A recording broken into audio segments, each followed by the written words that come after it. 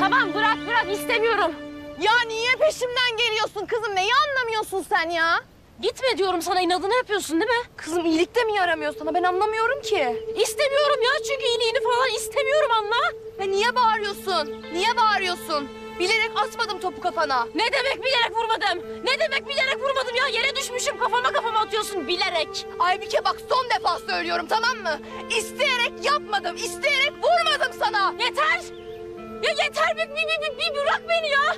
Bir rahat bırak beni, zaten babama da şikayet edip duruyorsun her bir şeyi. Artık elimde mi kalacaksın, saçını başını mı yolacağım, döveceğim mi? Ne yapacaksam yapacağım, göreceksin gününü. Ya manyak mısın sen, gerizekalı mısın? Ya kimi dövüyorsun sen ya?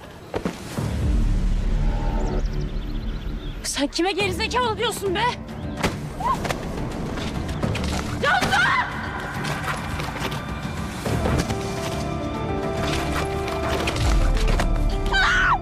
Aybike bir şey yap! Bırakma beni sakın! Bırakmayacağım, tam sıkı tut! Bir şey yap! Sıkı tut!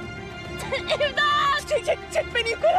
Hemen yukarı çek beni, çok korkuyorum, yukarı çek! İmdat!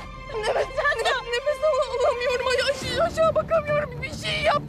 Çok korkuyorum, birini çağır! Elim kayıyor canım, elim kayıyor, elim kayıyor. Bir şey yap ne olur! Düşeceğim ne olur! Aybike bir şey yap! Tamam dayan tutuyorum.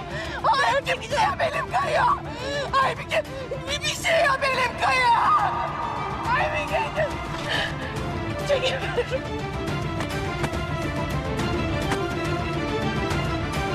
İmdat!